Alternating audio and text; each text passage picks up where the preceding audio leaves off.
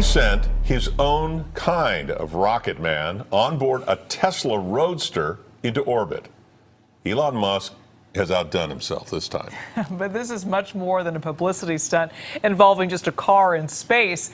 Let's start with the science. This afternoon, SpaceX launched the world's most powerful rocket, and it's a major milestone for the company. And this is a live look at what's happening right now in space. That's Elon Musk's own Tesla convertible in orbit. The driver is a mannequin he's calling Starman. But CBS reporter Manuel Borroquez shows us what came down is also making news.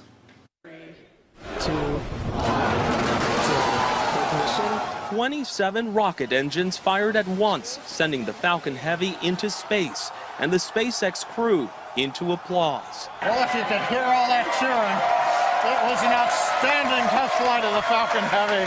The mega rocket combines the power of 3 SpaceX rockets into one, generating over 5 million pounds of thrust, enough to launch a 737. It's a very big step forward, and we hadn't seen a rocket this powerful since the space shuttle retired back in 2011. SpaceX founder and CEO Elon Musk spoke with CBS space analyst Bill Harwood Monday at the launch pad. Why does the country need this rocket? I think this rocket's great for a lot of reasons. It's something that I think inspires the public, and you could actually send people back to the moon with the Falcon Heavy, with the orbital refueling, send people to Mars. The payload on this test launch is Musk's Midnight Cherry Tesla Roadster with a dummy named Starman. It's headed for an elliptical orbit around the sun that extends as far out as Mars, and it could remain in orbit for hundreds of millions of years. And the side boosters that got the Falcon Heavy into space, Musk got them back intact. They stuck their landings at Cape Canaveral Air Force Station. Manuel Bojorquez, CBS News, Kennedy Space Center. All right, we got to show you more live pictures from space. All right, we got to show you more live pictures from space. All right, we got to show you more live pictures from space. Coming up in about 90 minutes, if all goes well, rockets on board will fire again, sending the Roadster on its way towards Mars. What was going through your mind? How amazed were you to see your Roadster up there with Starman just cruising along with the Blue Planet? And how long will we be getting live views, do you think, from the car? Well, I think it looks so ridiculous and impossible. And you can tell it's real because it looks so fake. You can tell it's real because it looks so fake. You can tell it's real because it looks so fake. Honestly.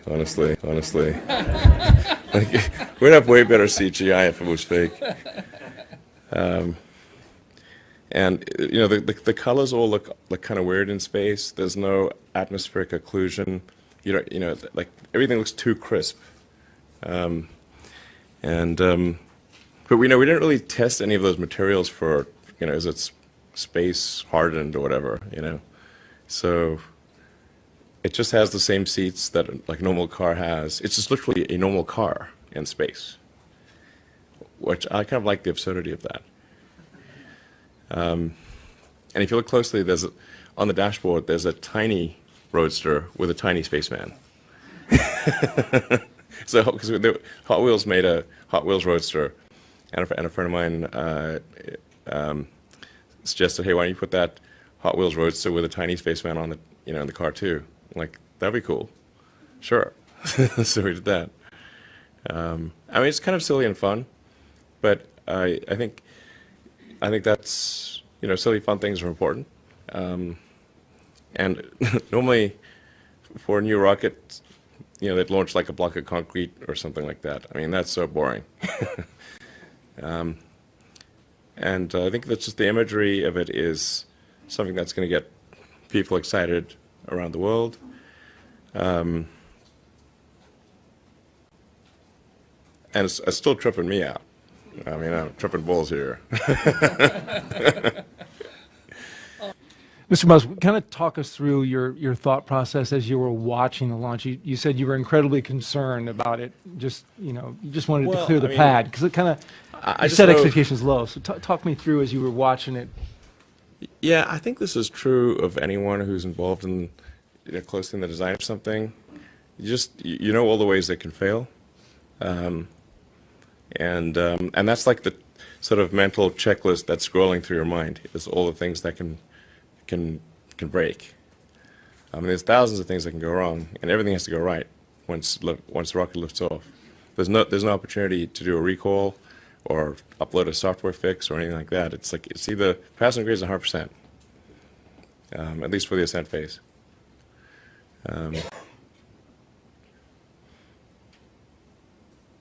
I've seen rockets blow up so many different ways. So, it's a big relief when it actually works. One more question in the room. And then I bet the first, when they first, whoever's when they're first launched like a 747 or DC-3 or something like that, I bet the chief engineer was like, I can't believe that thing's flying.